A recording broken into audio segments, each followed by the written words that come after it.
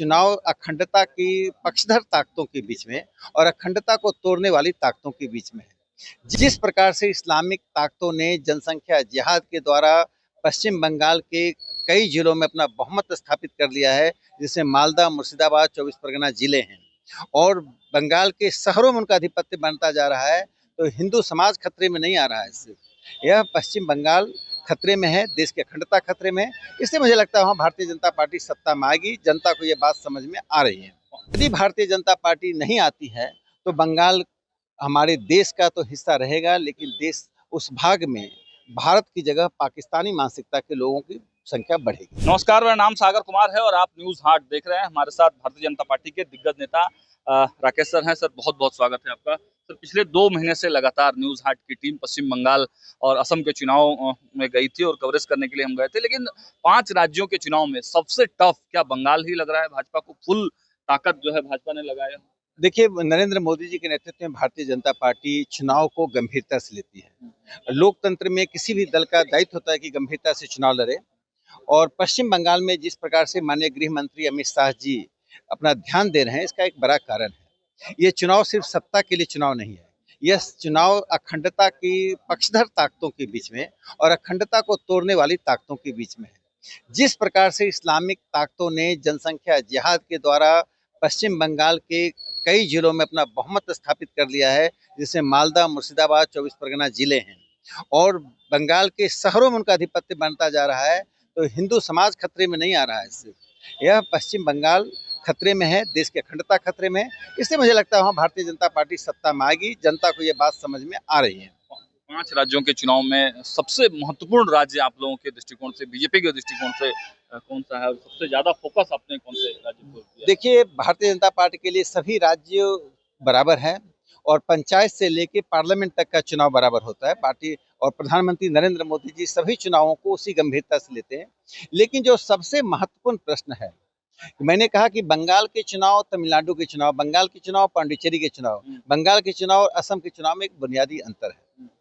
बंगाल के चुनाव में देश की अखंडता का सवाल उठा है और बंगाल के मतदाताओं को गांव से लेकर शहर तक ये बात समझ में आ गई है कि सुनियोजित तरीके से बंगाल को पूरी तरह से 47 से पूर्व की स्थिति में लाने की कोशिश हो रही है। यदि भारतीय जनता पार्टी नहीं आती है तो बंगाल हमारे देश का तो हिस्सा रहेगा, लेकिन देश उस भाग में भारत की जगह पाकिस्तानी मानसिकता के लोगों की संख्या बढ़ेगी। बहुत सारे जगह पर हम लोग जब पब्लिक रिएक्शन लेने के लिए वहां पहुंचे तो लोग कह रहे थे कि पिछले बार भाजपा एग्रेशन में तो थी, लेकिन बहुत सारी समस्याएं थी। जो भाजपा के कोर वोटर थे वो बूथ तक नहीं पहुंच पा रहे थे, डर था लोगों में, पोलिंग एजेंट तक भाग गए। तो इस पर क्या नया करने जा रहे हैं आप लोग बंगाल में? देखिए, पिछला विधानसभा का चुनाव ट्रायल था, वो सेमीफाइनल था। हाँ। और सेमीफाइनल में हमने सूचना दे दी थी कि अगले चुनाव में हम सत्ता में आने वाले हैं। भारतीय जनता पार्टी सामान्य बहुमत से ही नहीं, मुझे लगता है पश्चिम बंगाल में सुनामी की तरह भारतीय जनता पार्टी सत्ता में आएगी और ममता बनर्जी का सुपड़ा उसी तरह साफ होगा जिस तरह से पश्चिम बंगाल में एक बार कांग्रेस का साफ हुआ, बाद में वामपंथियों का साफ हुआ। पश्चिम बंगाल का इतिहास बताता है कि वह पश्चिम बंगाल के लोग प्रयोग धर्मी हैं, प्रयोग करते हैं और ममता का यह प्रयोग विफल प्रयोग हुआ। अब भारतीय जनता पार्टी के डबल इंजन की सरकार, केंद्र में माननीय मोदी जी की और राज्य में भारतीय जनता पार्टी की सरकार बनेगी और ममता बनर्जी इस बात को स्वीकार कर चुकी हैं।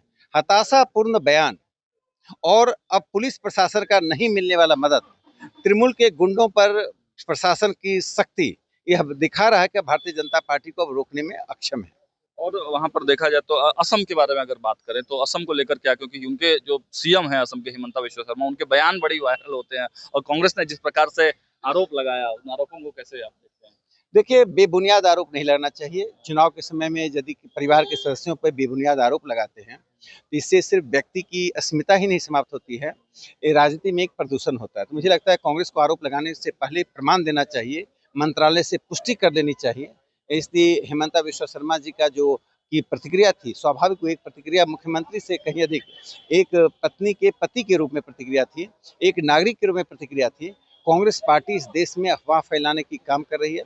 कांग्रेस पार्टी के साथ वही लोग जुड़े हैं जो कश्मीर के 370 हटाने को स्वीकार नहीं कर रहे हैं, असम में घुसपैठियों को स्वीकार कर रहे हैं और 370 को अस्वीकार कर रहे हैं। तो ऐसे लोगों को अब जनता समझ चुकी है। कांग्रेस पार्टी सूर्यास्त की ओर बड़ी तेजी से बढ़ रही है। तो साउथ में भी आप लोग अच्छा परफॉर्म कर पा रहे हैं, कुछ देख आकलन है साउथ को देखिए, लेकर? डीएमके का जो ये प्रतिक्रिया है वो दिखाती है कि भारतीय जनता पार्टी की बढ़त है।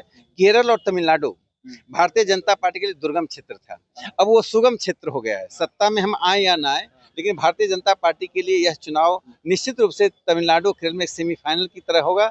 जैसे पश्चिम बंगाल में पिछली बार सेमीफाइनल था, उस तरह से यहाँ सेमीफाइनल है। अगली बार हम तमिलनाडु और केरल दोनों में सरकार बनाएंगे। अंतिम के दो सवाल बिहार को लेकर हैं, क्योंकि बिहार में हम लोग हैं और आप भी बिहार से ही आते हैं।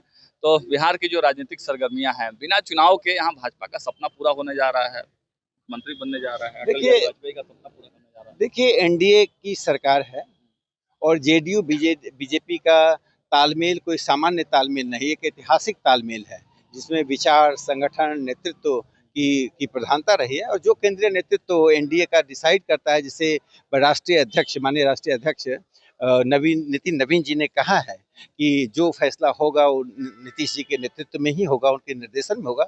और जो नितिन नवीन जी ने कहा उसी को माननीय राष्ट्रीय अध्यक्ष की बात को हम लोग स्वीकार करते हैं, उसी के अनुसार सब कुछ हो रहा है। सामाजिक समीकरण भी कोई ध्यान अब मुझे इसकी जानकारी नहीं है। कब तक होगा सर, कोई टाइम ये फ्रेम? भी मुझे जानकारी नहीं। ये तो केंद्रीय नेतृत्व, जो दायित्व केंद्रीय नेतृत्व का होता है, वो सामान्य कार्यकर्ताओं को उसमें दखल नहीं देना चाहिए। चलिए, तो देखिए बिहार में जो राजनीतिक सरगर्मियां हैं उसको लेकर राकेश सिन्हा बचते हुए नजर आ रहे हैं कुछ भी बोलने से, लेकिन इतना उन्होंने कहा है कि देखिए बंगाल में सेमीफाइनल खत्म हो चुका है और इस बार हम लोग फाइनल मोड में हैं और इस बार ममता दीदी का खूंटा जो है वो कबाड़ यानी कि पूरी तरह से तैयारी में भारतीय जनता पार्टी। और साउथ को लेकर भी उन्होंने बड़ी बातें कही कि देखिए भले सरकार हम लोग ना बना पाए, लेकिन वहां पर हम लोग जो है बहुत अच्छे स्थिति में इस बार होंगे, सेमीफाइनल वहां पर जो है वो हम लोग काम कर रहे हैं और सेमीफाइनल वाली स्थिति वहां पर देखने को मिलेगी। और बिहार अगर की बात करें तो बिहार के बारे में कुछ भी बोलने से बचते नजर आ रहे थे राकेश सिन्हा। फिलहाल स्टूडियो में इतना ही, देखते रहिए न्यूज़ 8। बहुत बहुत धन्यवाद।